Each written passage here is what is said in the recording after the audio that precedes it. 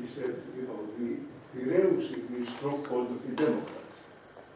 And usually the Athenians had the landlords and the other aristocrats. So democracy happened here in Piraeus, not only because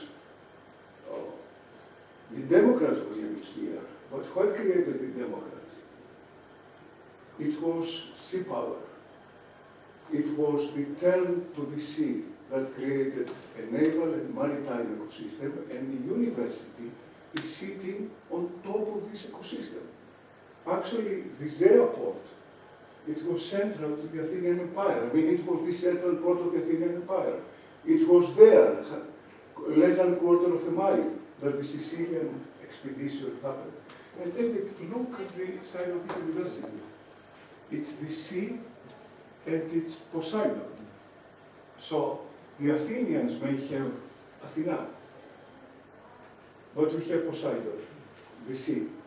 So here, it's the university is based on what it used to be the maritime ecosystem. It's actually based on the Podamian city, the city that Hippodamos planned and designed. The connection, and around here, before Hippodamos, used to be naval shipyards. I mean, if you look at the name of the streets around here, Neorion. So this is part of the Piraeus history. So we are delighted that in the right place we have David talk to us about democracy, and I also want to remind you that when Plato wrote the Republic, he started the whole conversation here in Piraeus. Socrates came down in Piraeus to watch Thracian cavalry exhibition, so the whole discussion about the best way to structure polity happened here in Piraeus. So we are delighted to have one of the foremost experts, David PRITCHARD, to talk on democracy. David. Thank you very much. Could we actually turn the lights down at the front? Is that possible? No? You start and I will try to make it happen.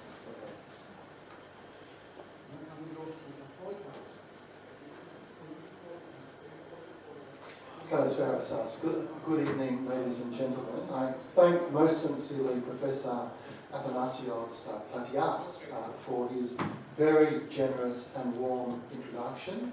And I thank no less the other professors who have made this public lecture possible tonight, namely Konstantina Botsiou, and of course Professor Emeritus George Mavroyopatos. It is a really great honour for me to be speaking at the University of the Piraeus. I have literally devoted much of my professional life to this beautiful and historic port city. Zea, the famous harbour next to your university, was of course the centre of the ancient Athenian fleet. Tens of thousands of working class Athenians served in this fleet and lived right here in the Piraeus. For decades, I've sought to show that the classical Athenian demos, the classical Athenian people, held these ancient sailors in high regard. I have always tried to give as much dignity as possible to the non-elite citizens that ran Athenian democracy. Castella, the hill close to your university, is a historic place for this famous Themocratia, called Munichia in ancient times. It was here that, quote, the men in the Piraeus, unquote, fought a historic battle. In 404 BC, a junta overthrew Athenian democracy and massacred thousands of fellow Athenians. By early 403, quote, the men in the Piraeus, unquote, had had enough. They marched down from Castella and defeated the junta of the 30 and its Spartan troops in a pitched battle. This unlikely victory of the men in the Piraeus resulted in the restoration of Athenian democracy. So for ancient democratic Athens, this is really a sacred place. The modern history of your port is no less important. Last year, of course, was the centenary of the Treaty of Lausanne. Turkey's ethnic cleansing of Anatolia's Christians was indeed a great catastrophe. Hundreds of thousands of these Christian refugees found shelter here in the Piraeus. Most of them, of course, did not speak Greek, and so Turkish was for decades often heard in this city's streets. It is no great surprise to me that colleagues at your university, colleagues at the University of the Piraeus, study closely Greek-Turkish relations. Although I am an ancient historian, it's a real pleasure to be talking tonight among political scientists. What unites ancient historians around the world and Greece's political scientists is our strong belief that ancient Greece is good to think with. Studying ancient Greek history always results in new ideas for understanding our world today. Perfect, yeah. What also brings us together here tonight in the Piraeus is a shared interest in the war-making of ancient democratic Athens. Currently, the main project that I am undertaking on a fellowship in France is about this ancient Athenian war-making. Of course, classical Athens perfected participatory democracy. Classical Athens was the leading cultural innovator of its period. In Greece and around the world, we still stage ancient Athenian plays. Classical Athens is rightly famous for these political and cultural successes. Consequently, they are widely known and thoroughly studied. What is much less well known is the other side of this success story. This ancient Greek state completely transformed warfare and quickly became a Mediterranean superpower. The Athenian armed forces were simply unmatched in their size and professionalism. Athenian democracy itself, and people usually overlook this, Athenian democracy itself was a major reason for this remarkable military success. Democracy made ordinary Athenians believe that the state was now theirs. The result was that greater numbers of them were willing to fight and even to die in defence of their country. Democratic debate also tended to eliminate bad proposals for wars. Such debate supported the efficient prosecution of those wars that were waged. It also taught soldiers to take the initiative in battle. Finally, Athenian democracy generally reduced corruption across the board and encouraged ongoing military reform. Remarkable as it was, the military success of classical Athens is much less studied because it is not what this ancient state is famous for today. In fact, no complete book has yet been written on how the classical Athenians waged their almost non-stop wars. My main project in France aims to fill this gap by studying all four branches of their armed forces. By comparing these branches for the first time, it is revealing the common practices that the Athenian themos used to manage their armed forces.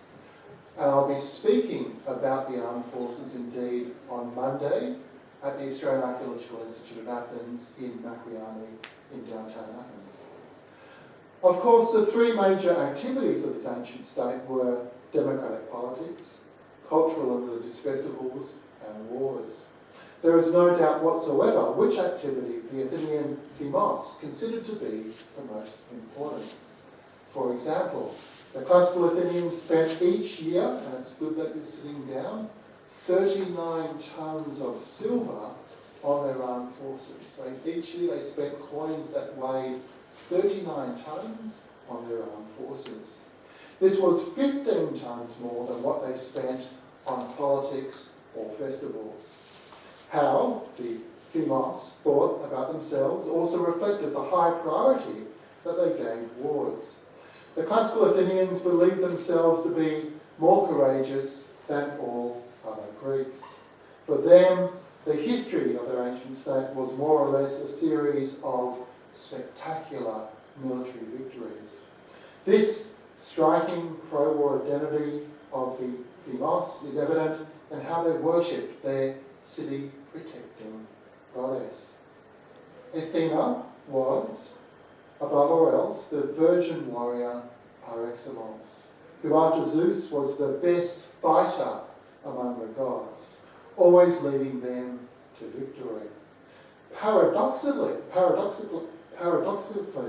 the Athenian Themos imagined themselves to be the children of Athena. The most important festival that the Athenians staged for this goddess was called the Great Panathenaia. In this festival's procession, soldiers and horsemen marched in their thousands. Thousands more carried weapons as gifts for Athena. Many of the sporting contests at the Great Panathenaia were about war. For example, there was a race for soldiers in armour, and another race for warships here in the Piraeus. In doing all this, the Athenians were claiming to be the children of a great warrior.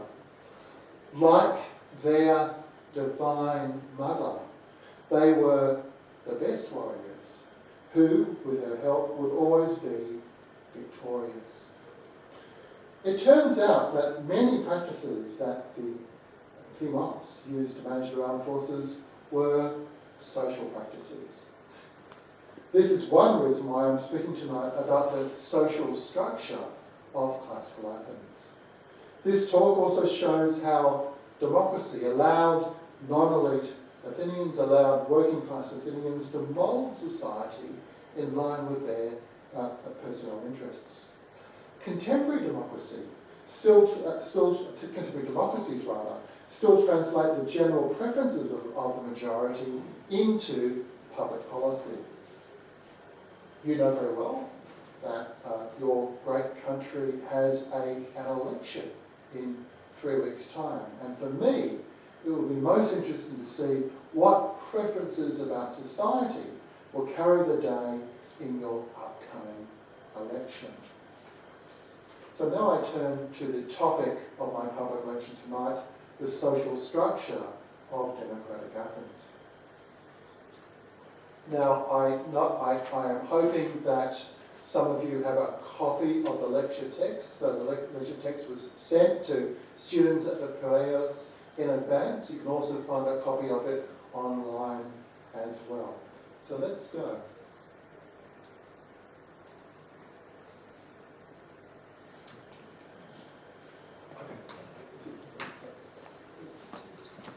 Yes, very good. Okay. Classical Athens had 3 distinct groups. The largest by far was the Athenian descent group, whose members were the offspring of Athenian fathers and Attic women. The second largest group consisted of metics. It included resident aliens who had registered as such with the Athenian state, as well as their family members, as well as their dependents. The smallest group were the slaves. Within the Athenian descent group, gender dictated radically different statuses. Athenian males enjoyed the highest status of Atticus residents. As classical Athens was a consolidated democracy, male citizens equally enjoyed extensive legal and political rights, as well as the obligation to fight in the armed forces. Athenian men had the right to own land and became, usually after their marriages, the masters of households. their female relatives had a much lower status. As a woman, had no share in Athenian democracy. She was never considered a citizen, or for that matter, an Athenian. Instead, she was called, as you see here, an Aster, a woman belonging to the city, or an Attike Guinea, an Attic woman.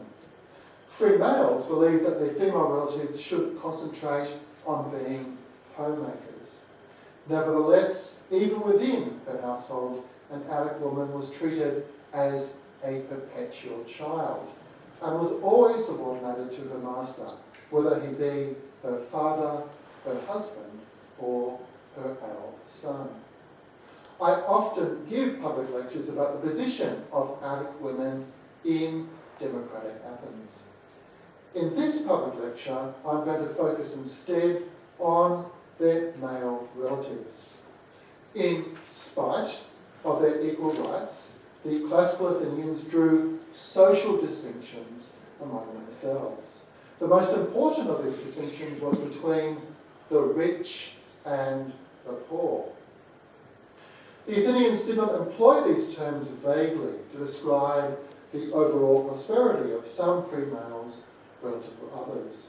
Rather, the terms described two distinct social classes who in reality had different ways of life and civic obligations.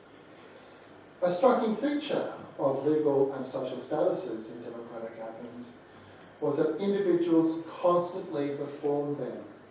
For their part, rich Athenians demonstrated their superior social status by practicing leisure pursuits that were too expensive and too time-consuming for the poor, by wearing distinctive clothing, and by paying taxes, fancy that, rich people paying taxes, by paying taxes and performing civic obligations that they alone could afford.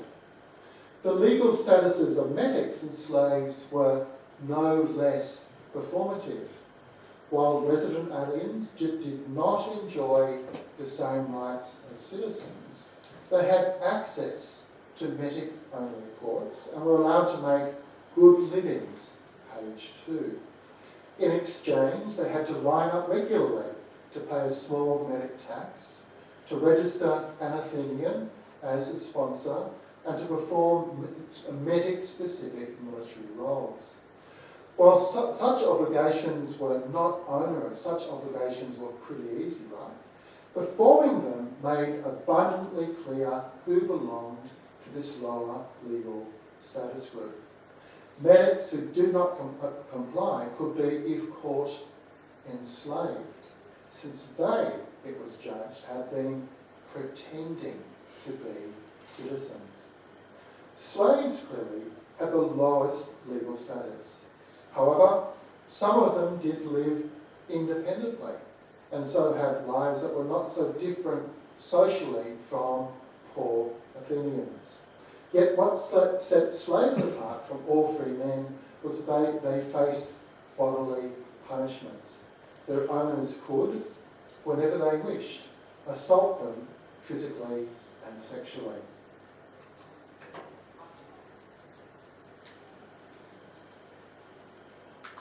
The male residents of classical Attica consisted then of three status groups and their dependents. These groups were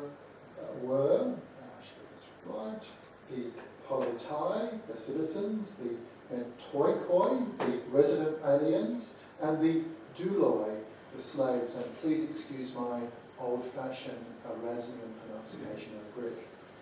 Athenian citizens in Attica enjoyed by far the highest status. In Aristotle's view, they shared all of the state's timai, all of the state's honours. Consequently, they could initiate any lawsuit and serve as a juror in a law court. They could vote in and even speak at assembly meetings. In addition, they could volunteer to join the Democratic Council of 500 or to be one of the democracy's 700 internal magistrates. They alone were born with en katesis, that is, the right to own land. In classical Athens, a polites was defined by descent, not place of residence. The Athenian demos, the Athenian people, believed that they shared the polis, the city-state, because they were direct descendants of Attica's indigenous population. That every Athenian male was imagined to have the same indigenous origin was used by the Athenian demos to justify their political and legal equality. The demos could vote to turn a foreigner into a fellow citizen, but such votes were relatively rare. Initially, it was enough for a polites to be the son of a father who was Athenian. However, in 451-450, Pericles, seen here, introduced a law that made it necessary for a polites to be born of an Athenian father and an Attic woman mother. This law was relaxed during the Peloponnesian War, but it was reimposed with the democracy's restoration in 403-402 BC. The great Danish scholar Mogens Herman Hansen is still alive, the great historian of Athenian democracy. Hansen provides the best estimate of the number of citizens living in classical Attica. For the number in the late 430s, Hansen works backwards from the better documented 4th century. A variety of recorded figures indicate a population of approximately 30,000 adult citizens during the second half of the 4th century. From this total, Hansen deducts the likely population growth for the first 50 years and hence arrives at a figure of around 25,000 adult Athenians at the close of the 5th century, page 3. Finally, he estimates how many citizens there need to be in 432-431, i.e. at the beginning of the Peloponnesian War, in order to end up at this figure for 400, while at the same time absorbing the huge losses of population that Thucydides and Xenophon reported for the period of the Peloponnesian War. The result, and it's good that you're sitting down because it's another really big number, so get ready for it. The result is approximately 60,000 adult male citizens who are living in Attica in the late 430s. Athenians had small families, hence each polites probably had 3 dependents on average. The table here on the screen is my estimate of Attica's total population in the late 430s.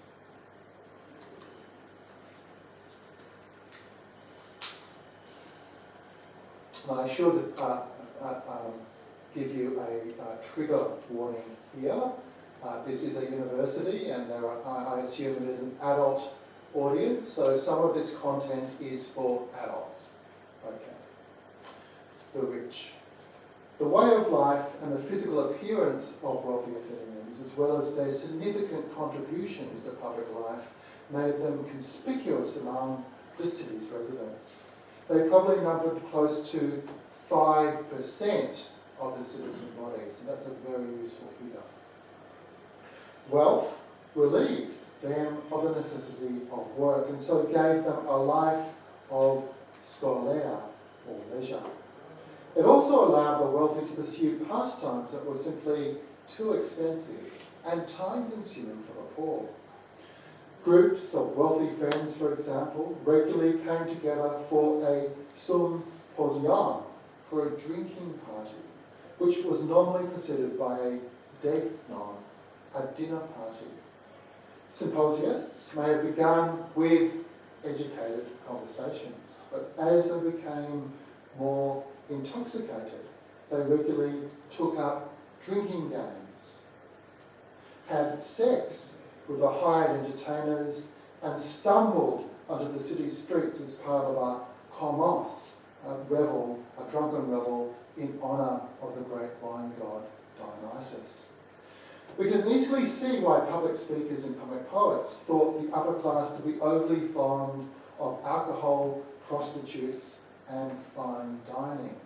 Indeed, in the Frogs of Aristophanes, a slave agrees that his master is a gentleman because, and I translate the ancient Greek very politely here, because he knows how to drink and to have sex. In the theatre and the law courts, wealthy citizens were consistently criticised for wasting their private resources on such conspicuous conviviality instead of liturgies and aisphora. The aisphora was an extraordinary tax on the elite's property to pay for a war. Wealthy Athenians also set themselves apart by taking part in hunts, conducting public love affairs with boys and young men of citizen status, joining the cavalry corps, and pursuing horse and chariot racing. We should also add athletics to this list of exclusive upper-class reserves. This distinctiveness of wealthy citizens extended to their physical appearance.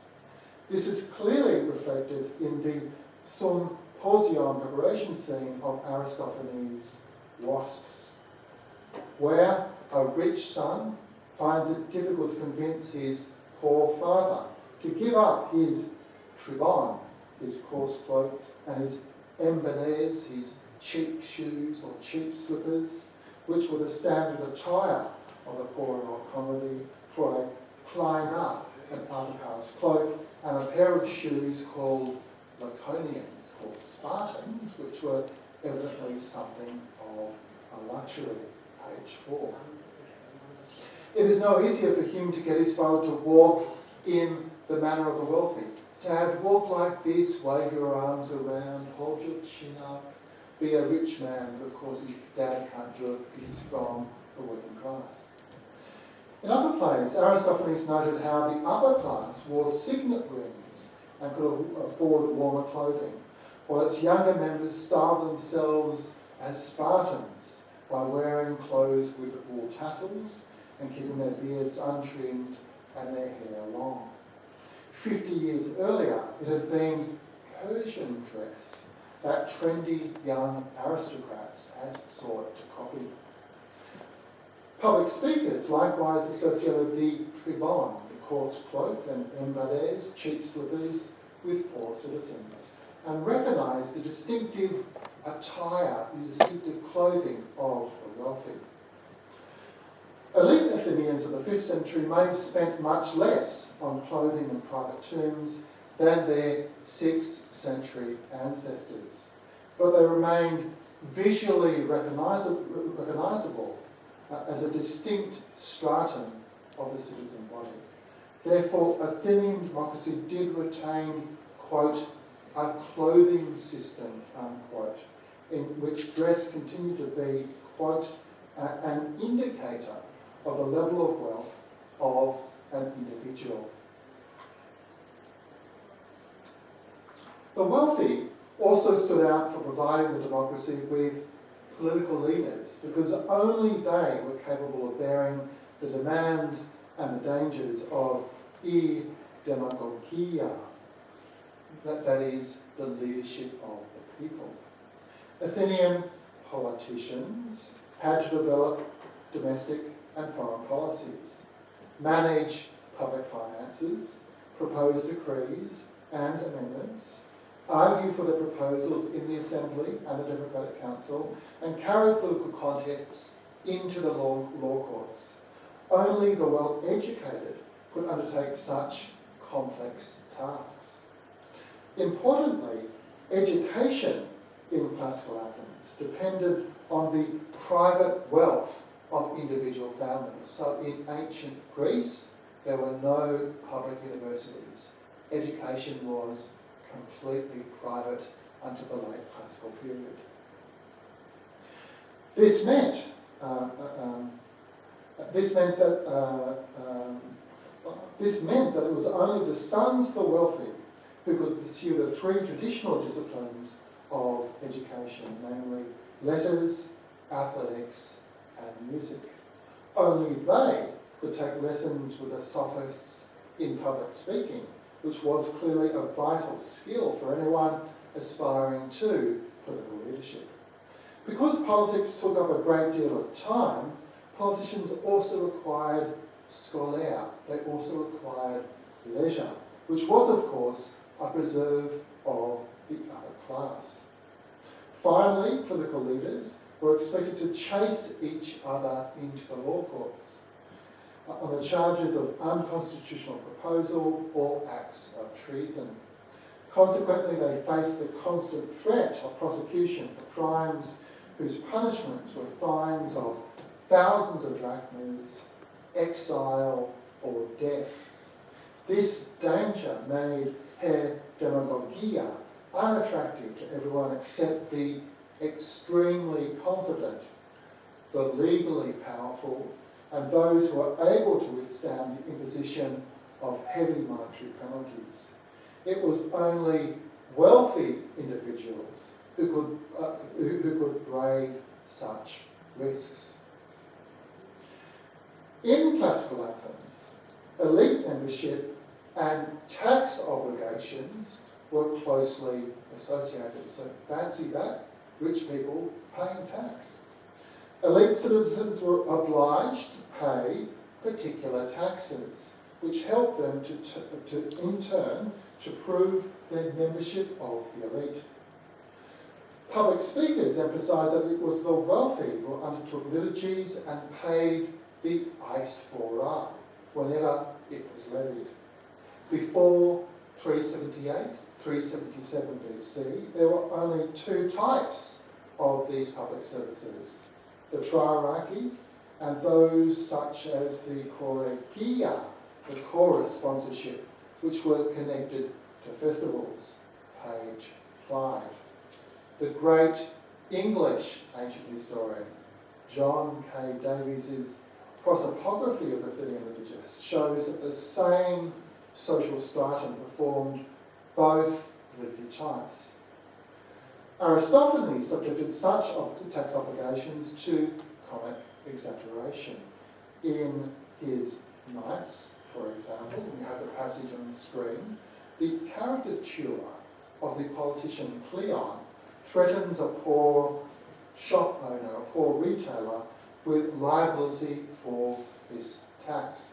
Quote, "You will be truly punished by me when you are weighed down by eisphora, for I am going to register you among the wealthy." Unquote. In his Frogs, the dead tragic poet Euripides, so Frogs have a very complicated plot. In his Frogs, the dead Euripides is accused of teaching rich citizens how to evade the triarchy by dressing in rags and claiming to be poor men. The Athenian upper class were placed under considerable social pressure to undertake such public services. As far as the Athenian people were concerned, it was simply the duty of rich citizens to do so.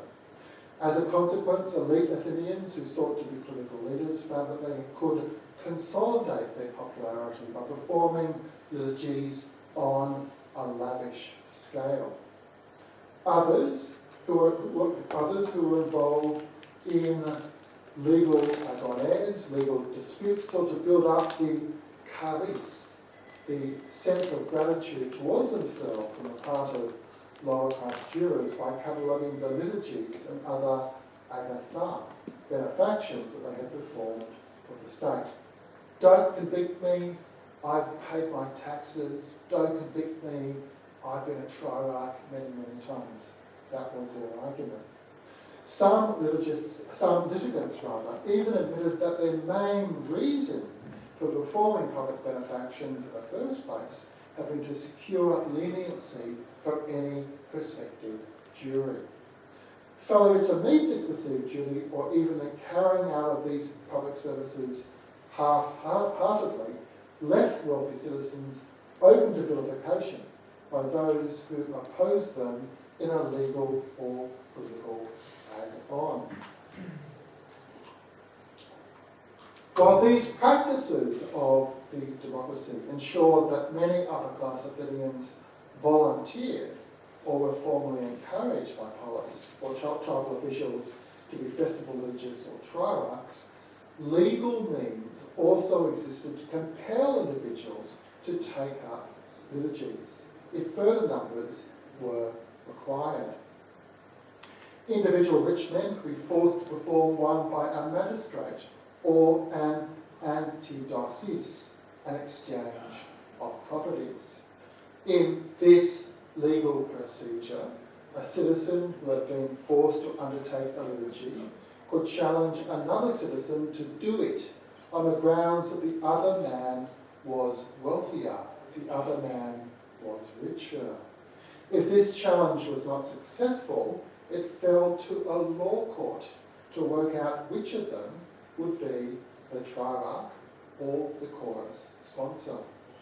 Recourse to the antidosis, however, would not have been undertaken lightly because it called into question an individual's claim to elite membership. Look, he can't pay tax. Clearly he's not a wealthy man anymore. Athenian democracy may have made elite citizens liable for liturgies and extraordinary taxes for war, yet it never set an income or property qualification for elite membership. Despite the importance of the contribution of the rich made to the state did very little to assess accurately or even record who owned what. It simply lacked the means of independently assessing the personal wealth of its citizens. Instead, citizens who volunteered to perform such agatha saw themselves as wealthy and hence morally obliged to do so. Citizens who were compelled to be liturgists were seen by others to be wealthy because they clearly did what the wealthy normally did, or were the sons of citizens who had been liturgists. The identification of the wealthy on such subjective grounds made membership of this social class, quote, to an appreciable degree optional, unquote. As long as the son of a rich citizen was prepared to wear the charge of having wasted his inheritance, he could decide to drop out of this social class and back it up by refusing to perform liturgies and avoiding, as Aristophanes joked, the trappings of the rich.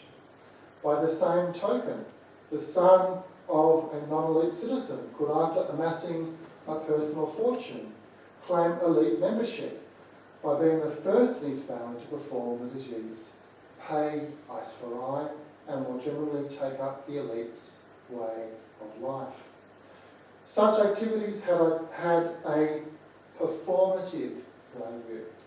By performing them, wealthy Athenians confirmed on a day-to-day basis what their social position was. Importantly, Davies' analysis of classical period liturgists shows how difficult it was to keep this performance up from one generation to the next. Of the elite families that he identified between 500 and 300 BC, and it's good that you're sitting down because these are remarkable numbers. One family performed liturgies over 5 generations. One family was rich over 5 generations. 5 over 4 generations. 16 over 3 generations. 44 over 2 generations. And a staggering 357 over 1 generation only.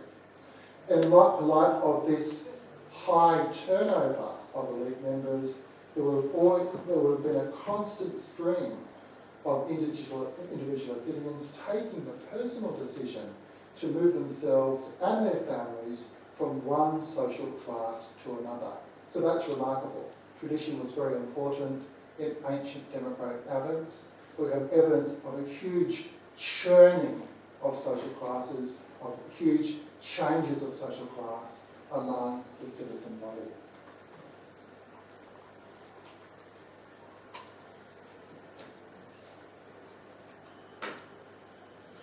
Although it contrasts with how we regularly subdivide contemporary society into fractions of upper, middle, and lower, or working classes, the classical Athenians classified almost everybody who did not belong to the wealthy as the poor. So stark, the rich and the poor, these are the basic divisions in ancient democratic Athens. Some ancient historians have argued for a distinct social class of ptochoi, beggars below the poor, on the strength of wealth, by Aristophanes, which you have on the screen. In this early 4th century comedy, the goddess of poverty is criticised for leaving men short of food and with rags to wear. Poverty's defence is that this is actually the life of a beggar, whereas the Penes, the poor man, quote, lives thriftily, devoting himself to his work, and while nothing is left over, he does not go short, quote. In other passages, Aristophanes did sometimes characterise the poor along the same lines. While working for a living, they had adequate amounts of food and owned their own farming plots and even slaves. But he could also associate a lack of enough food or proper clothes with this social class, page 7. While public speakers employed ptokos as an exaggerated synonym for Penes.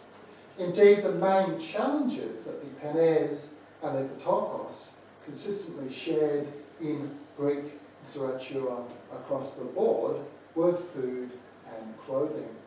Therefore, in wealth, poverty's sharp distinction between the material circumstances of both groups apparently was another of her falsehoods, another of her lies, like the one that Zeus is poor, which this goddess introduced in the hope of winning an agon, in the hope of winning a comic debate. In classical Athens, hoi penetes included every working man, from those who were basically destitute to those who sat just below the elite. In public speeches and on plays and on stage, what the varied members of this social class had in common was a lack of scholia, a lack of leisure, and hence a need to work. They also shared an inability to act decisively as individuals in politics or in a law court. In addition, their way of life was frugal and moderate, while they enjoyed fewer opportunities than the rich to perform agatha, to perform benefactions for the state. Poor citizens were marked out primarily by their need to work for a living. And this was reflected in social terminology, as you see here, because penes, which was the most commonly used word for a poor man in ancient democratic Athens, was derived from the verb penomai, whose primary meaning was to work or to toil. Work also sharply distinguished the penes from the ptokos, who was criticised as work shy and so lacking work-related virtues. Very importantly, Athenian democracy gave poor citizens the power to shape shared ideas about social structure. In this constitution, public discourse occurred in the assembly, the law courts, the council, and the theatre. In each of these forums, an elite performer had to win over a majority of audience members in order to win his debate, his legal case, or his theatrical contest. Because poor Athenians predominated in these audiences, such performers always found it necessary to endorse non-elite viewpoints. The poor clearly wielded this cultural power when it came to the wealthy. For, as we have seen, comedies and public speeches are full of criticisms of this social class. The demos made clear that elite individuals could escape them, and for that matter, maintain their elite membership only if they performed on a regular basis, liturgies, and paid the eisphora. They also used this power to solicit public praise for themselves. Consequently, speakers commended the poor for their sophrosune, for their moderation, and their willingness to be hard workers. It was widely recognised that this hard work made them physically fit for service as hoplites or sailors. This social class, understandably, had a positive view of this military service. The result was that they preferred those elite performers who employed epic poetry's depiction of warriors to praise their own soldiering. Such praise had been the preserve of the elite before Athenian democracy. By reason of his military service, page 8, a poor Athenian could be praised as Christos polites, a good and useful citizen, or Kresimos pole, a good and useful to the city, page 8. Nevertheless, it is really striking that the same non-elite audiences tolerated the expressing of negative ideas about the poor. In public discourse, poverty was considered a disability, like old age or a physical handicap, which forced poor men to commit shameful or at times criminal actions. This social class was basically ashamed of their poverty. Public speakers and playwrights regularly canvassed poverty's socio-political disadvantages. Predictably, old comedy did so in sexual terms. For example, the prostitutes of Corinth were said to ignore poor clients, but to attend eagerly to rich men, while Attic women were assumed to prefer as lovers handsome gentlemen instead of ugly poor men. Another disadvantage concerned religion. Poor Athenians struggled to make the same sacrifices to gods as the wealthy could easily do. They were generally said to have a lot fewer friends than the rich. In view of such disadvantages, it is unsurprising that the poor hoped to become rich one day. Public discourse also took for granted that they, as individuals, were less capable than the wealthy. For example, in Aristophanes' Wealth, the god of wealth complains that the poor men who are willing to aid him in his battle with Zeus will be poneroi sum makoi, poor quality allies.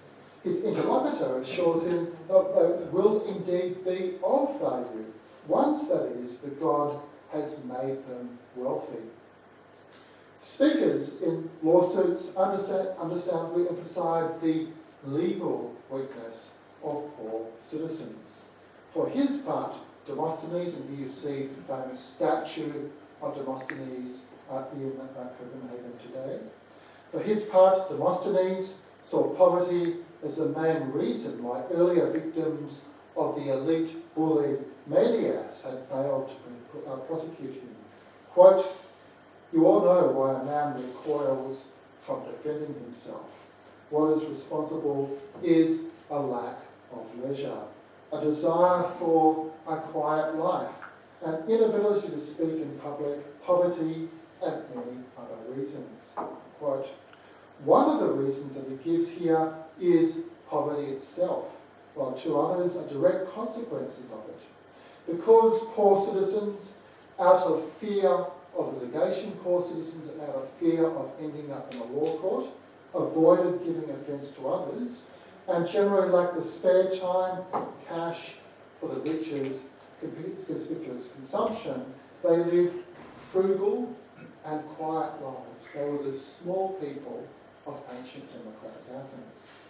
By contrast, the wealthy were thought to get away with hubris, that is, the violent disrespecting of others, other citizens, because they were legally powerful and could, if needs be, pay off those whom they had verbally or physically assaulted.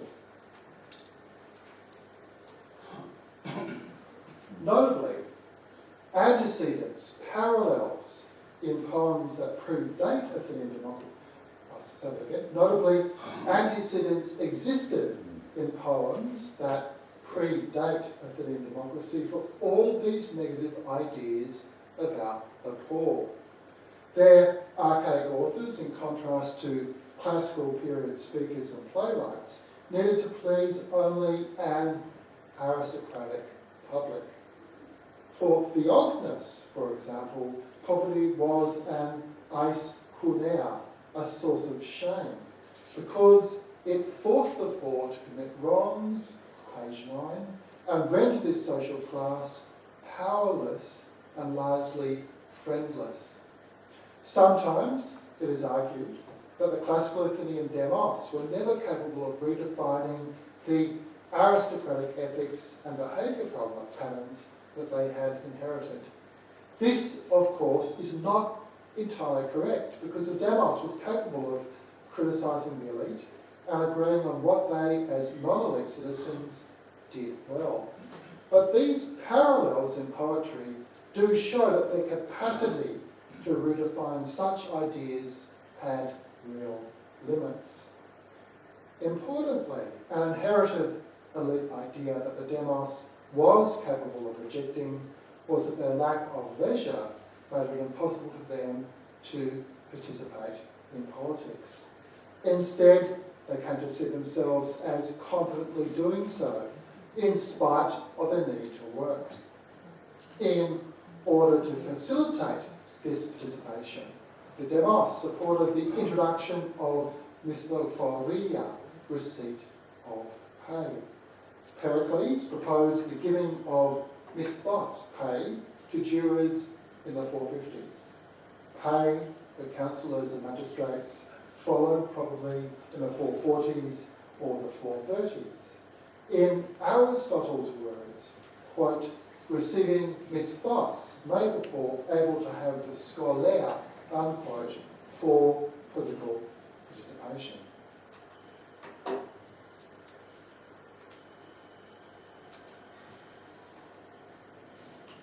Athenian democracy gave the demos the power to change state policies and public discourse. Non-elite Athenians used this power to redefine quite significantly the social structure that they had inherited from their archaic forebears. Perhaps their most striking redefinition concerned elite membership. Rich men had always felt obliged to do more for the polis than the poor. Now, however, the demos legally required each rich citizen regularly to perform their duties, to pay war taxes, and to serve in the cavalry corps. They also changed the ideas that were used to assess elite behaviour. In their eyes, meeting such requirements was now simply the strong moral duty of rich men.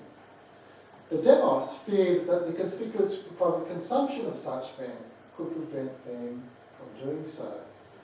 Consequently, in order to win over poor assembly-goers or jurors, each rich Athenian needed a strong record of fulfilling this duty. This cultural power of non-elite citizens also resulted in new ideas for assessing their own civic behaviour. The demos supported public speakers and playwrights who spoke highly of the military service of the poor, as well as their participation in politics. They did the same for those who acknowledged this social class's moderation and strong work ethic.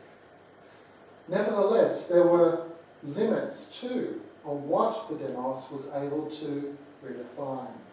It is most striking to me that poor Athenians continued to be ashamed of their poverty and to desire to be rich one day.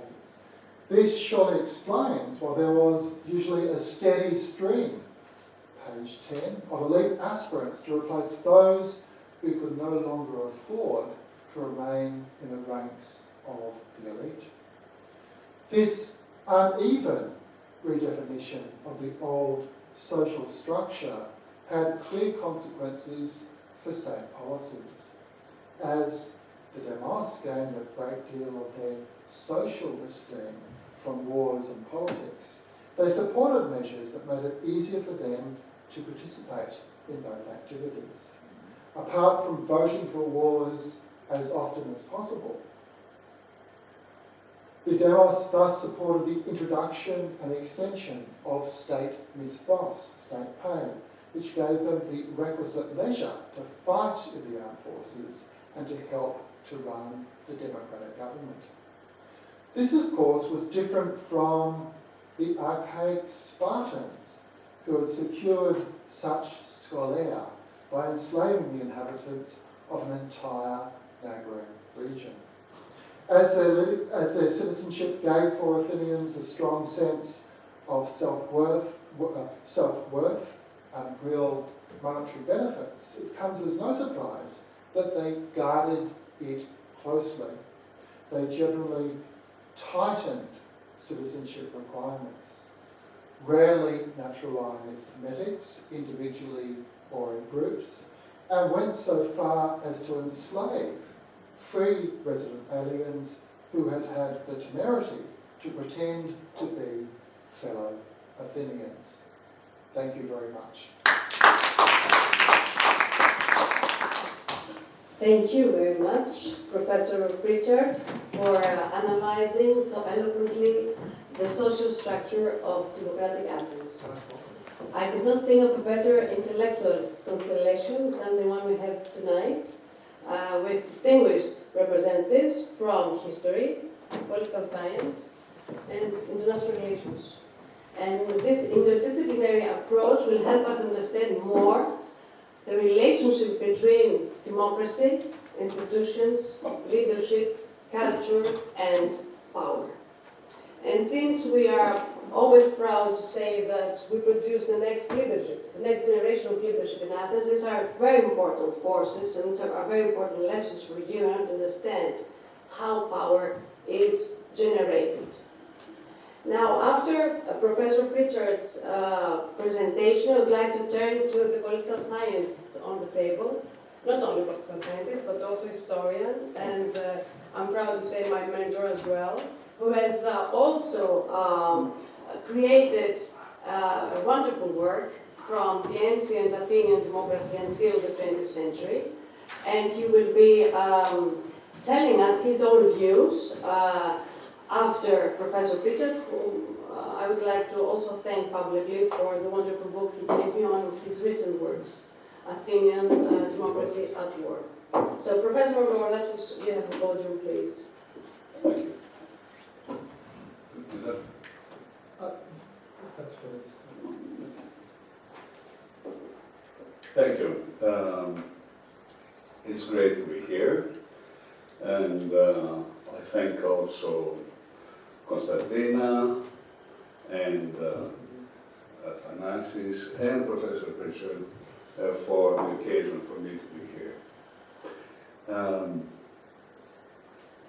As a political scientist, I can say that to analyze a society, a dichotomy, in a dichotomous way, the rich and the poor, like Professor Pritchard, this can be done for every society. and it allows, in my view, insufficient understanding of things. For a political scientist, it is far more important to go deeper and analyze the various, more than two, parts of the social structure.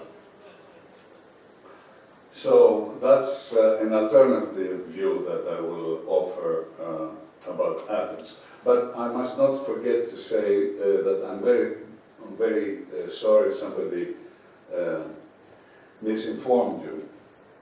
It is not true that most of the Greek refugees after 1922 did not speak Greek.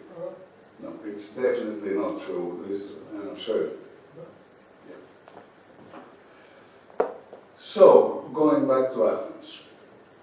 In Solon's time, 4 property classes, or teli, telos, ta teli, were established and defined in terms of agricultural produce measured in medimni.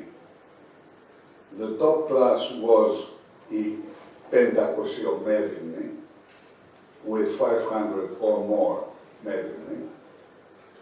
Below them, the ipis, between 300 and 500 medimni. They have been translated also in the translation of Aristophanes as knights, but this is, I think, misleading. Knights means hypotes in Greek, whereas the better translation should have been horsemen, ipis.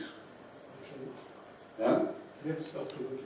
The third class, below the ipis, were the zevgites, between 200 and 300 medimni. And the fourth poorest class were the thetes, which is the plural of thys, who had up to 199 medimni. Henceforth, property classes defined eligibility to public office. Each candidate was asked to which property class he belonged, pion telos teli. Since the thetes were not eligible, the thetes only had the right to participate in the popular court, Iliea, and in the assembly, the Ecclesia to them. They did not have the right to be elected or chosen by lot for any office. As the Athenian Politia attributed to Aristotle knows, in its day, no one would admit that he belonged to the thetic class. Ουδάν εις είπε θητικών. Κανένας δεν θα πει ότι ανήκει στο θητικόν τέλος. They were asked which pion telos teli, but nobody would say θητικών because then he would not be eligible for any office. Property classes also defined military obligations. The 3 upper classes served as hoplites, that is, Πεντακοσιομέδημοι, Ipis, and Zevgites, or else as cavalrymen, the top 2, Πεντακοσιομέδημοι and Ipis. The 4th class, the Thetes, served as rowers and crewmen in the fleet, probably also as archers.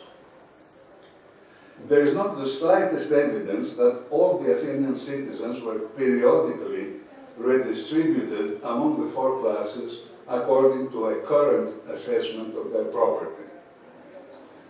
Membership of a property class was apparently inherited and transmitted further down the line.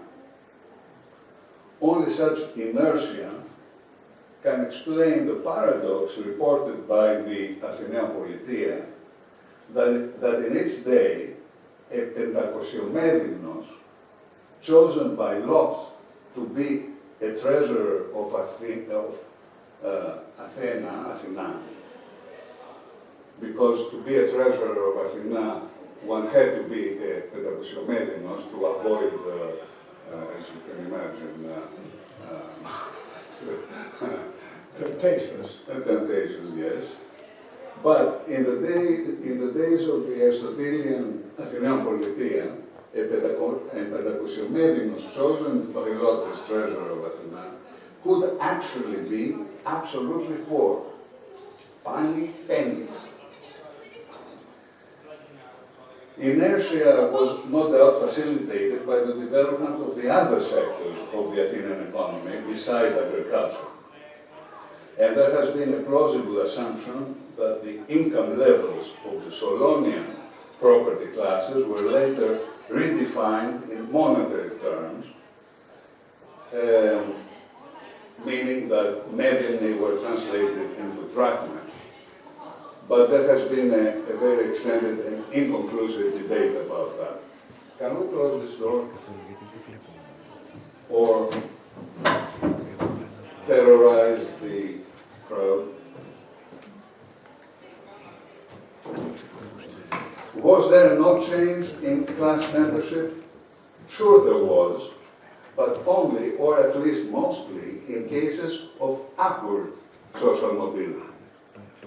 Those increasing their wealth and rising to a higher property class had every reason to advertise it and no reason to hide it. Advertise it as a success story, thanks to the gods. Like the statue dedicated by Anthemion on the Acropolis, which celebrated the feat of exchanging his thetic status with that of a hypes. So Anthemion started as a thys and rose to the hypada, which was the name of the class of the hypes. Conversely, there was no reason to hide the rise, since taxation and liturgies were never linked to membership in a particular property class. And one could also avoid them simply by claiming that he was in fact poor, or in any event, poorer than somebody else, the antithesis that was mentioned before. So one could use the antithesis to avoid a financial charge like a liturgia, but he did not have to question his Solonian classification, even less to request his demotion to a lower property class. This is precisely what the speech by Isaios, entitled Peri tu Apollodoru Kliru, accuses the opponent of doing. Pronapis, that's the opponent in the case, it's a case before the court. Pronapis hides his actual wealth in order to avoid his financial obligations to the state, while at the same time he continues to claim public office as a member of the Hypis, os Hypada elon. Hypada, as I said, is the Hypada is the nickname of the class of the Hypis. So this glaring inconsistency to claim that you are poor, but then also to claim the rights of a Hypes, remains a purely moral matter, an argument in court. There is no legal action that can be taken to change the property class of Pronapis, or else to force him to declare property appropriate to his nominal class. And the reductio ad absurdum, to remember our Latin, of the disjunction between formal property class and actual wealth would be someone who is exempted from cavalry service because he is poor, he lacks the means to keep a horse, but nevertheless remains in the class of Hypis. that was possible. One, you could claim, I don't have the means to keep a horse, so exempt me from cavalry service. This did not demote him from the class of EPs, if he belonged to that class. How about those who actually became poorer than their Solonian classification? They normally had no incentive to advertise or request the recording of such a demotion, which would inevitably reflect also on their family and ancestors. To dissipate one's inheritance is a common topos of opprobrium and moral decrepitude. Also, demotion to the fetic class would entail and publicize loss of eligibility to public service. There might be occasional economic incentives for changing to a lower class, like becoming eligible for a colony, apikia, or kleruchia. In any event, we know of no such case. We know of no case where somebody declared that he belongs to a lower class than he was until then. According to the Athenian Politia, one could claim exemption from service in the cavalry, as I said, for lack of means to keep a horse. In contrast, no such provision is reported for service as a hoplite, hoplites, and no one is known to have ever claimed exemption from hoplitic service for being too poor. Also, no one is known to have ever claimed exemption from the service as hoplites because he was a phys, a member of the Thithikon. The progressive disjunction between formal property class and actual economic realities no doubt explains why the Solonian classes were increasingly ignored, although they were never formally abolished and never became completely irrelevant, at least for eligibility to public office. This remained throughout the 4th century. Did they ever become irrelevant for military service? Certainly not in the 5th century. In Thucydides, we read about the 100 triremes manned in 428 by the Athenians with metics. The Athenians except the Epis and the Pentakosiomedemen. Πλην υπέων και πεντακοσιομεδίμα. There is also the reference of Xenophon in Ellinica to the manning of 110 triremes in 406, 22 years later.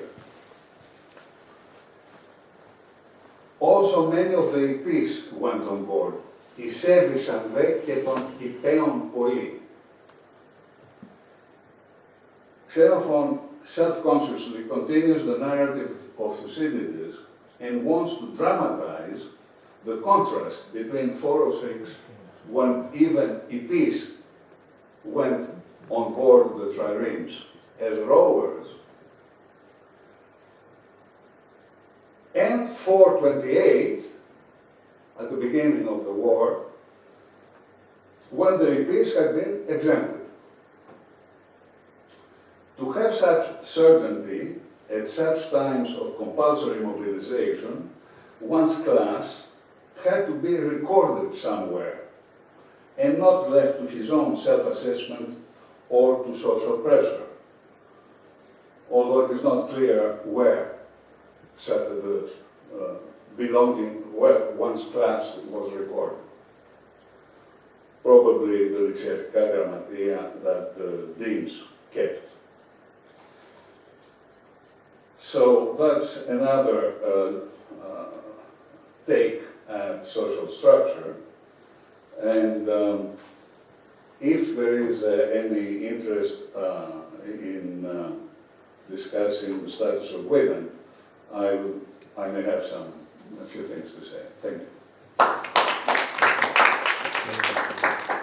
Thank you very much, Professor Mavrocordatos, for your brilliant talk on the transformations of the role of classes in war, in European democracy. And if you allow me, I could bridge what you said with the work of Professor Platias on Themistocles and the way he revolutionized, his ideas revolutionized the way democracy and war worked in classical Athens. Professor Platias, please. Absolutely. Both presentations were fascinating. I mean, you opened the black box of Athens, of the Athenian democracy. And you know, for us that we are looking at the Athenian strategy, how it behaved in war, it's usually a forgotten dimension. So I learned a lot from both of you. Oh, I agree with Professor Mavrocordatos that war was related to classes. I mean, the cavalry piece or the upper class, hoplites coming from the agriculture, they had the mostly, but not only had the means to bear their arms and theatres. Up to a point, did not participate in the war effort. So it was Themistocles that through his shipbuilding program generated demand that the other two classes cannot fulfill. I mean, he built 200 triers, and he needed trees, and he needed 4,000 men to man. 40,000, yeah, 200 each triers. And even after he mobilized the theatres, he could man only 180. He gave 20 to the island of to Athenian allies. So one of the revolutions in the Athenian democracy was to mobilize in the war effort the theatres to supplement the peace, the cavalry, plus the hoplites. Now, my first comment has to do with the democratic peace theory. I mean, we teach in our classes the liberal approach to international relations that says democracies, they don't fight with each other. But if we listen carefully to Professor Pritchard, he said it was democracy that was actually very aggressive because the theatres and the lower classes, for reasons of pain, which has to do with their wealth, but social status and political importance, had to get involved in the war. So they were more aggressive in their strategy. So actually, what we observe in ancient Athens is completely the opposite of what the current international relations theories, at least the peace, the democratic peace theories is preaching. It's precisely the opposite. Democracies can be extremely aggressive. Also, if we read Thucydides, mostly how the Corinthians, in the first book, presented the Athenians to the Spartan assembly when they were debating war.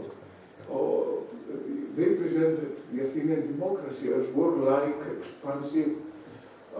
So even in Thucydides, we get what you said, that democracies can be very war-prone and very aggressive and expansionist. Now, if I could give a suggestion, is to bring in your research the analysis of the oligarchikos, the old oligarch, or pseudo-Xenophon. He made a brilliant connection between democracy and sea power. Supposedly, he was criticizing sea power because he created the preconditions for democracy. So, if you look at the historical record, I mean, what happened after Athens, Carthage, Venice, Holland, and the Dutch, the British, and the Americans. I mean, the basic sea powers, they were democracies. So there is a link here. And in my mind, democracy in Athens was utilized by Themistocles in order to mobilize the people for war against the Persians. So democracy became a strategic weapon. So democracy and sea power is being connected. It was the sea power that created the necessity first to mobilize the people, but then to sustain it. And in order to sustain it, you needed mistos. You needed to pay their training and pay for the warfare. So I think what you suggested, it happened under Pericles, it happened before. It was Themistocles. And you mentioned the business model of Sparta, exploiting the helots in order to get resources, wealth for the Spartan class to devote itself to military activities. The Athenians had actually a better model, created by Themistocles, the Athenian Empire. The Delian alliance, by selling protection against the Persians to the cities in Asia Minor and the Aegean, they were extracting tribute resources. And with this tribute, they could pay the Thetes and invest on their war fleet. And you see here a virtuous circle. The more sea power you have, the more expansion, the more subjected allies or subjects, the more tribute, the richer you become, the more powerful you become, and then through this virtuous cycle you build an empire. So the Athenians had a better model built on generating wealth for sea power, and democracy was central because they had to mobilize every citizen.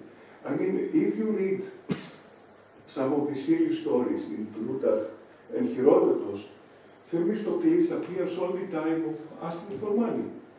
I mean, he almost presented as a thief. Why was he so much concerned about money? He needed to pay the fleet.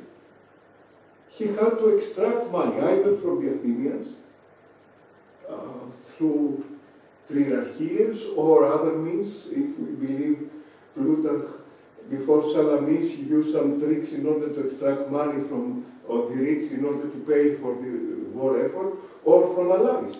He was started invading allies to get money.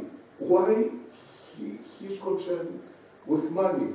That is so much recorded on Herodotus and Plutarch, because navies need money.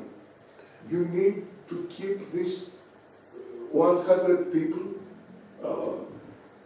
well trained, supplied, and pay for the war. You see, hoplites can be mobilized only in case of war, but navy, it's a complete different model.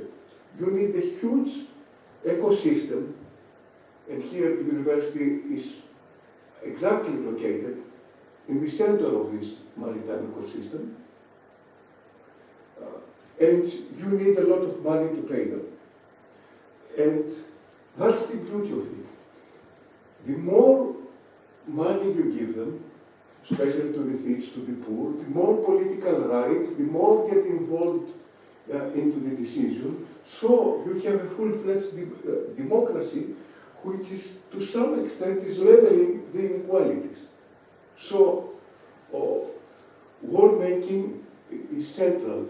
So I suggest that in your analysis, to try to explore more this relation that is so well laid in Hero-Oligarchikos, in the pseudo-Xenophon, or to supplement what you said with the link to naval power and how naval power created democracy.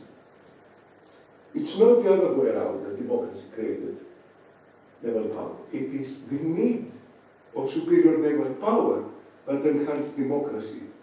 So Themistocles used democracy as a weapon. He mobilized the people. Now, what is also fascinating is what you said about the culture of exclusion. We are citizens, we are happy to exclude the others. It was a fatal mistake. Pericles made that fatal mistake. By the way, if the law enacted by Pericles was already enacted 30 years ago, Themistocles could not have been an Athenian citizen because his mother was not from Athens, from Attica, was more probably from Asia Minor. So excluding citizens, it weakened the Athenians. And look the folly. I mean, if your data are correct, about 60,000 Athenians, and probably 40,000 of them will be able to man the ships. They were already controlling Eastern Mediterranean, and they wanted to go to Sicily, to Carthage, and to the Heraclean temple in Gibraltar. So essentially wanted Mare Nostrum to occupy the whole Mediterranean. So stupid. I mean, so much overextension. I mean, it's a tiny friction, 40,000 to maximum to 60,000 citizens that they can man tries or about 40,000. So the level of ambition compared to the resources, it's fascinating. That it's a clear case of overextension, and the Athenians paid for it. And I would like to end my remarks with something you said. You said the Athenians were living in a constant agon. You said they were fighting in the courts, they were fighting politically, in debates, they were fighting in athletic competition, and they were fighting actually in cultural competition, the plays. Each place had to compete against each other. That's a beauty. I mean, that's a definition of strategy. Strategy is to manage to impose your will against the other. You always need an opponent, so you have to prevail. That's the essence of strategy. With no opponent, there's no strategy. So this very culture was so successful because it had built competition at every level. Athletic, juridical, political, cultural. I think that's one of the cultural beauties that make the Athenians so competitive. I mean, the culture of competition and the culture of prevailing, which is the essence of strategy, was built in the culture. And thank you for bringing all these insights and inspiring this discussion, David. Thank you very much. Thank you very much. Many questions. Many questions for you. I've noted only a few, because you'll have the opportunity, of course, again to talk with each other. You've noted more from me, probably. Can I respond? Yes, and for me it was very puzzling and very interesting to hear again and again that war can be a democratizing power, can have a democratizing influence, and also that democracy can be quite aggressive and expansionist, as it is more or less tuning the will of many people that would like to stand out, and they become more and more aggressive in order to achieve that. So, Professor Pritchard, you have the floor, and then you can open the discussion with the audience who were with us tonight. Well, thank you very much, dear colleagues. Thank you very much for your very thoughtful reflections on my public lecture. And I think the interesting thing about ancient history is that ancient history doesn't stand still. So we might be talking about Athens 2,500 years ago, but our knowledge of this ancient society is constantly changing, and our understanding of this ancient society is constantly being debated. And I think it's evident tonight that there are real debates about social structure in ancient democratic Athens. So first of all, I turn to the remarks the learned remarks of Professor Emeritus Mavroyiannis. George, you're quite correct that there were other forms of social organisation in democratic Athens. So in my talk, I focused on the division that was most important for the Athenians, the division between the rich and the poor. It is this division that we get in hundreds of references in extant plays and literature. The great Greek ancient historian Vatsos made the point that the real division among the Athenians was between the rich and the poor. Vatsos?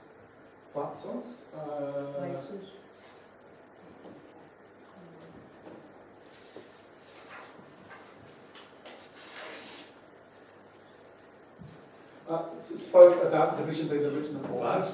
Yeah. However, there were other social classifications, and one important social classification was the Solonian telere, the Solonian income classes. These were very important for the foundation of the Athenian state in the 7th and the 6th centuries. And it certainly is the case that these divisions were important for civic activities in the 5th century as well.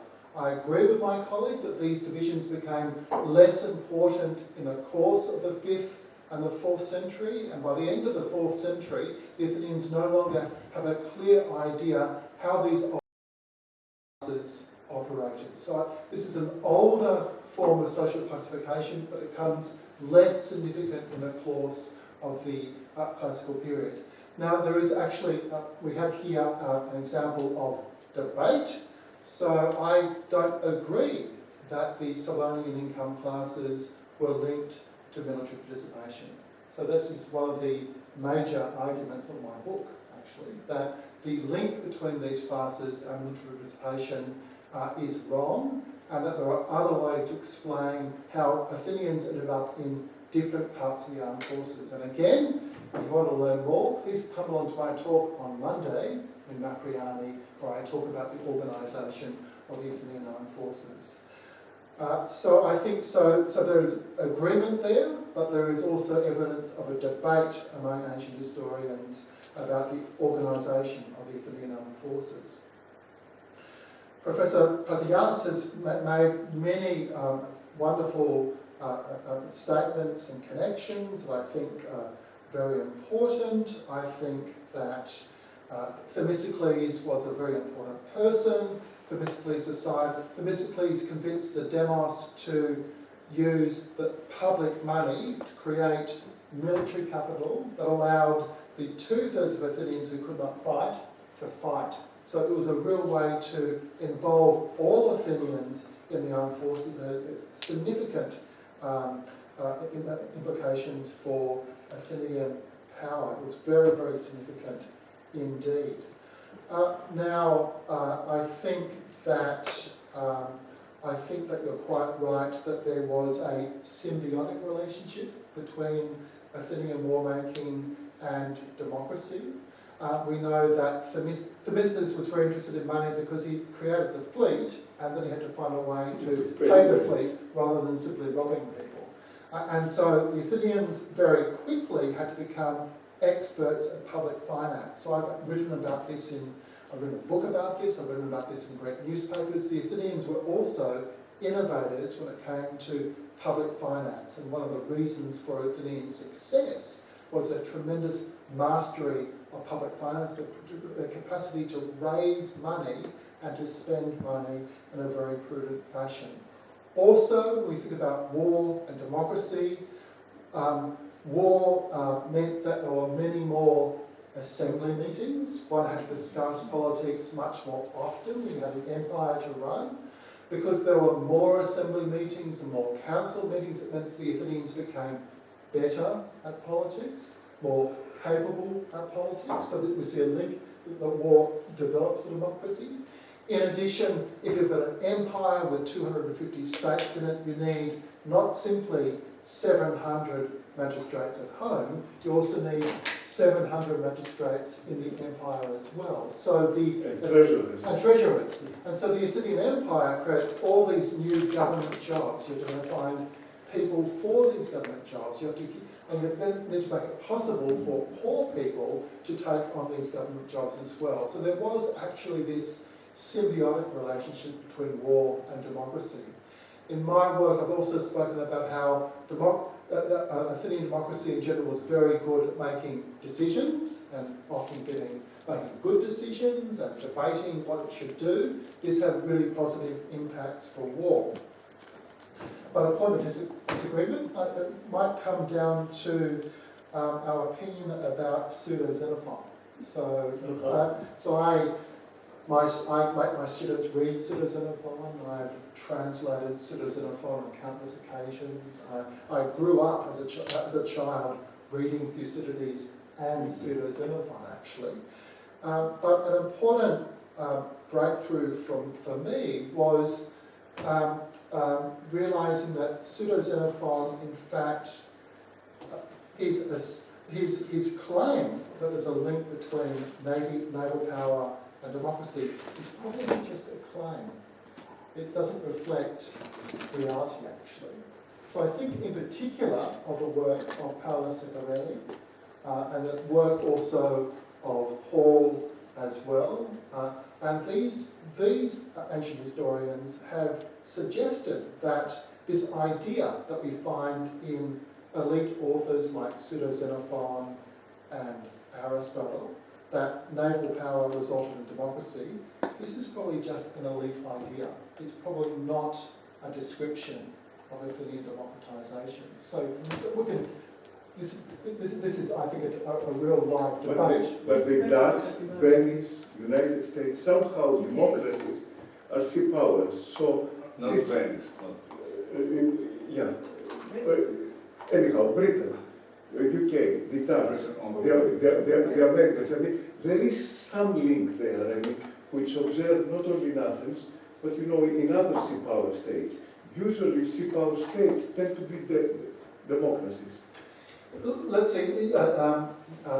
Yes, I suppose there is a link there as well. In addition, I think your earlier points that we agree on earlier points, i.e., that to be a sea power, you need to mobilise more of your population. You need to engage more of your population in public activities such as warfare.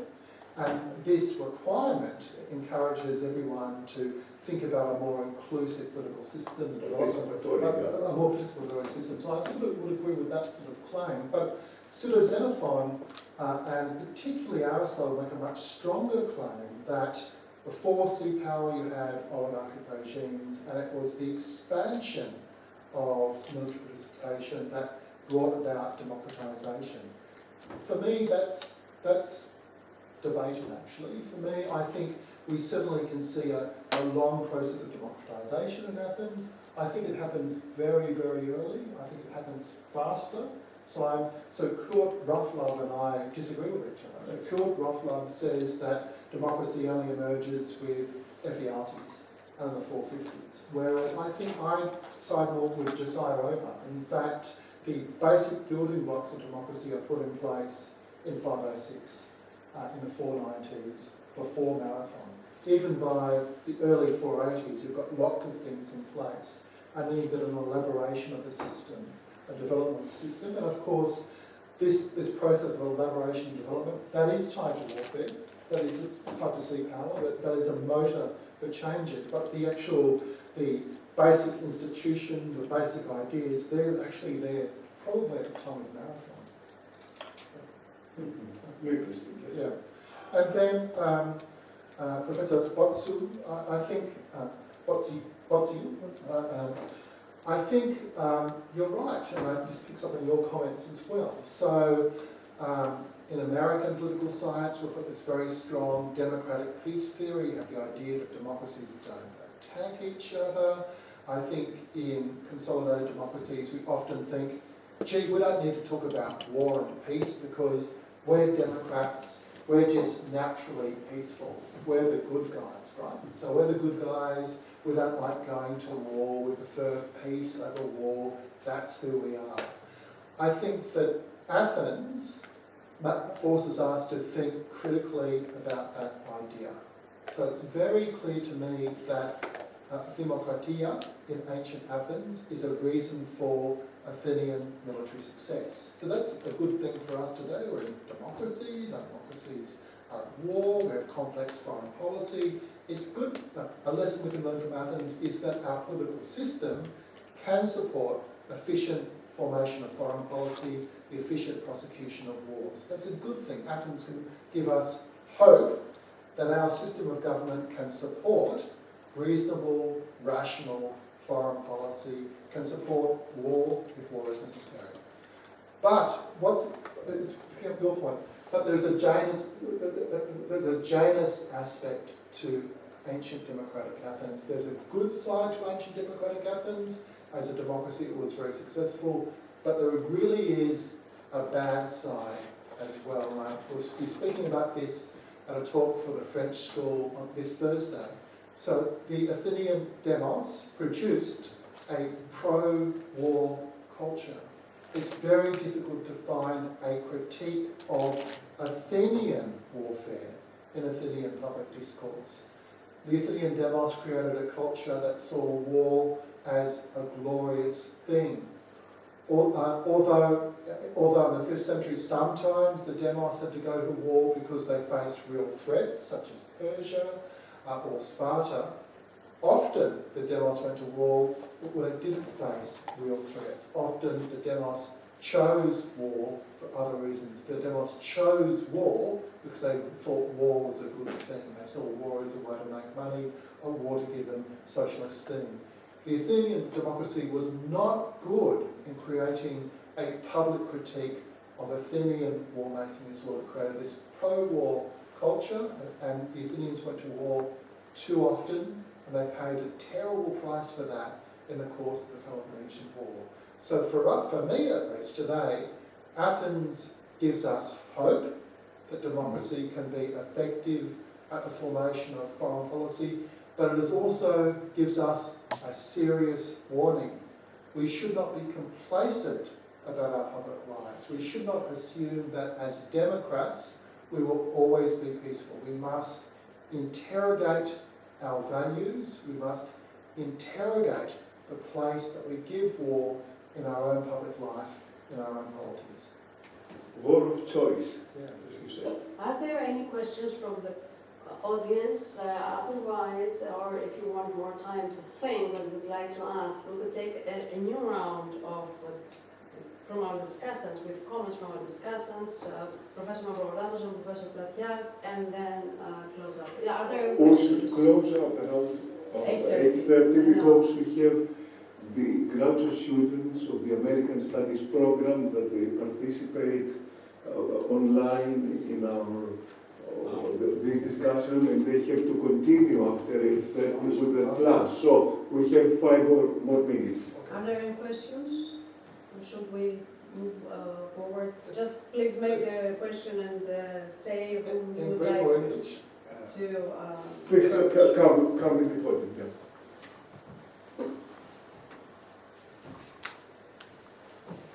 Well, Professor Pritchard, thank you very much for this presentation. It was thoughtful and it was also intriguing because when a foreigner comes to us and reflects on ancient Greece, it's always a very challenging thing to see with the eyes, of an expert, but who is not Greek, because we also have these feelings about our past. So it's a very good opportunity now to reconsider. But my question has to do with today, with what is the aftermath of the Athenian democracy, given the structures that you have already discussed about. What is the aftermath for modern democracy? And earlier I was talking to my students and I was presenting the concept of post-democracy, as was introduced by a scholar named Colin Crouch. It's the way that democracies are now being shaped, not necessarily ruled by the people, but by agencies beyond the control of the people. That means by big corporations, etc.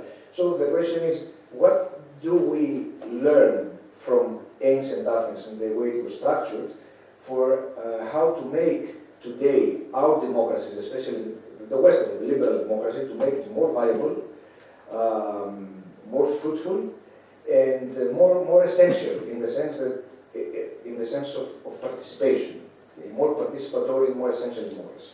Would you like to ask Professor Pritchard about that? Yes, or Professor. Valdis? Well, of course. Let's start with Professor Vordatos, It's a general question. Yeah, I would like to have everybody's. and then Professor Matias, and then close the discussion with Professor Pritchard. Yeah, but I wanted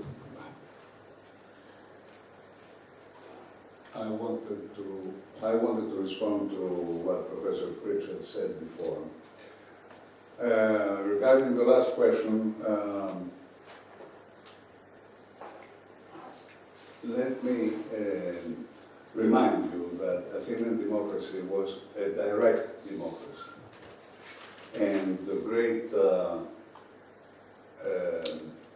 me, the greatness of that is that on many occasions, the same people who voted for war went home and put on or took their panoply and went on to fight it. So it was a very direct responsibility, although I gloss over the fact that many were not present and so on and so forth. So we cannot, I think, draw any lessons from Athenian democracy in that respect, except perhaps on the value of democracy on the local level, because today and for many centuries now, direct democracy is only possible on the local level. And it can be a very lively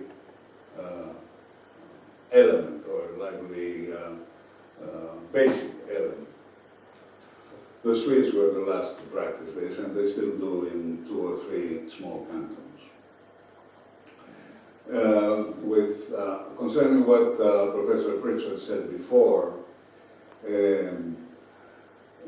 the so-called old oligarch or pseudo-Xenophon states things which are obvious to him in 430, 431.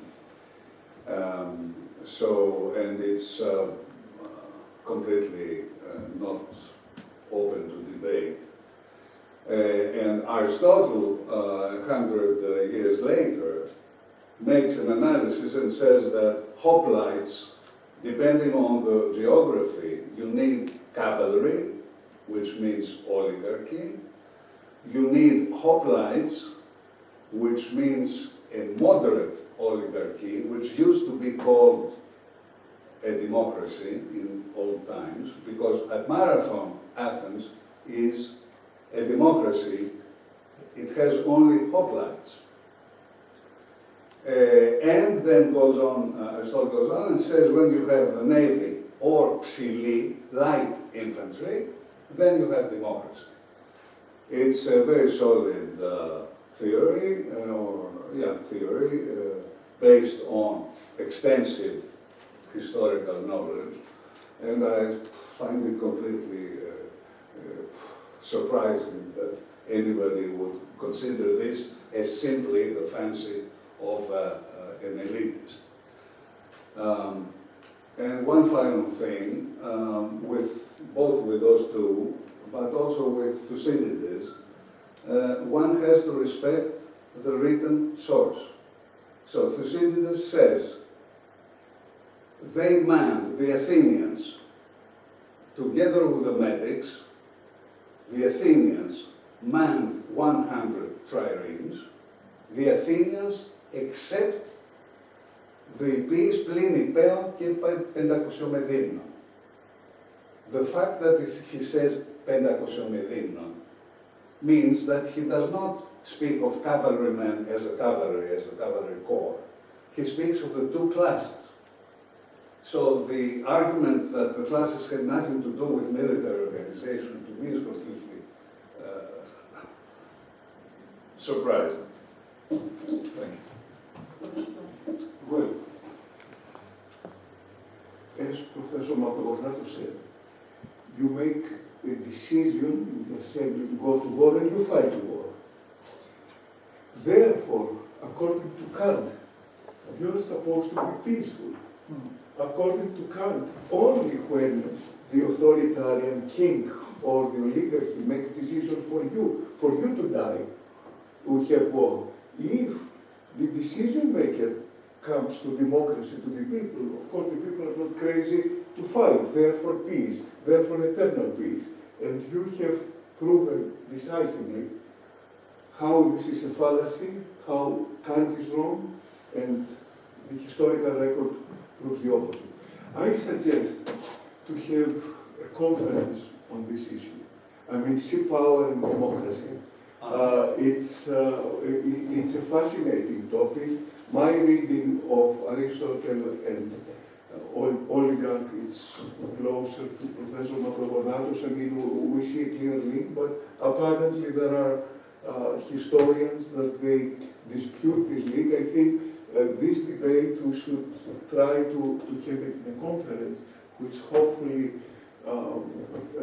my department and my school will organize, and I hope both of you will participate, because it's so relevant now. I mean, there is a conflict in geopolitics with continental powers that are essentially authoritarians, China, Russia, Iran, continental empires, and look, the democratic coalition, it's sea power. So even in the current world politics, I mean, this link between authoritarian land-based power and democratic sea power state, it's central. So somehow this debate that started from the old oligarchs and Thucydides is still relevant today and central to geopolitics. So I hope that both of you will participate in such a conference with other experts, and I think we can make a contribution not just to history, but also to the issue of democracy and modern geopolitics. But again, thank you for bringing these issues and have this brainstorming that we have right now. David. Thank you very much. Let's see. So, I'll answer your question, and I'll make a few final remarks, picking up on things that my colleagues have said. So, I think Athenian democracy encourages us to be more democratic, in principle.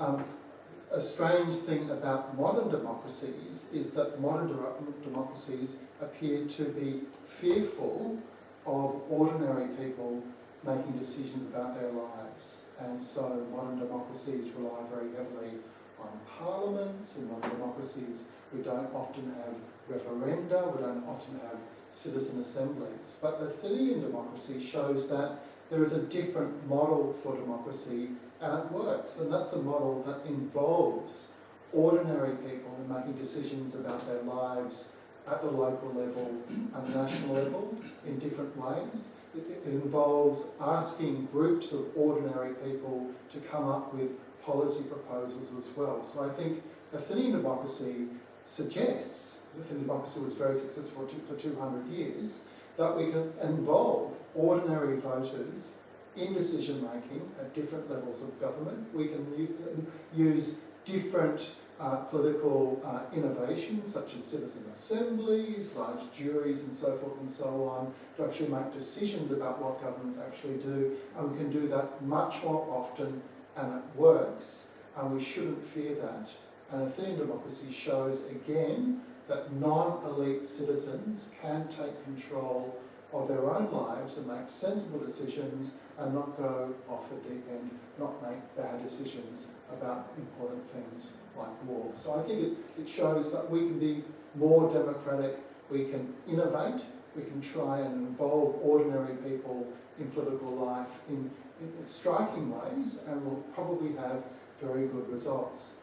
I think, let's see, so we're concentrated, I think, on areas of really active debate, quite narrow debate about Solonian property classes and the armed forces in democratic Athens. We've also focused on narrow debate about the relationship between changes in military participation and changes in political participation. So there's two important debates, but these are debates among ancient historians. They're debates that are worth looking at again, bringing people together, and trying to get to the bottom of these debates.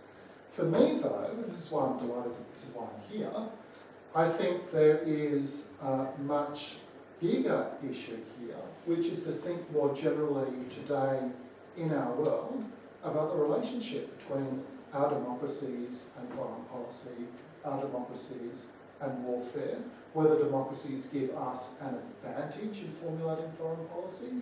If they do give us an advantage, what are the explanations? What are the reasons why democracies make us better at waging wars and better at formulating foreign policy? And it strikes me that that's a huge black hole in political science about the relationship between foreign policy and democracy and what the links might be. And that's, I think for us, where the European Union is facing a terribly dire situation with Ukraine, I think it's a real live issue whether democracies are good at what they do with foreign policy, what makes democracies good, what can we do better as well, what is the relationship between our polities and our performance militarily in terms of foreign policy.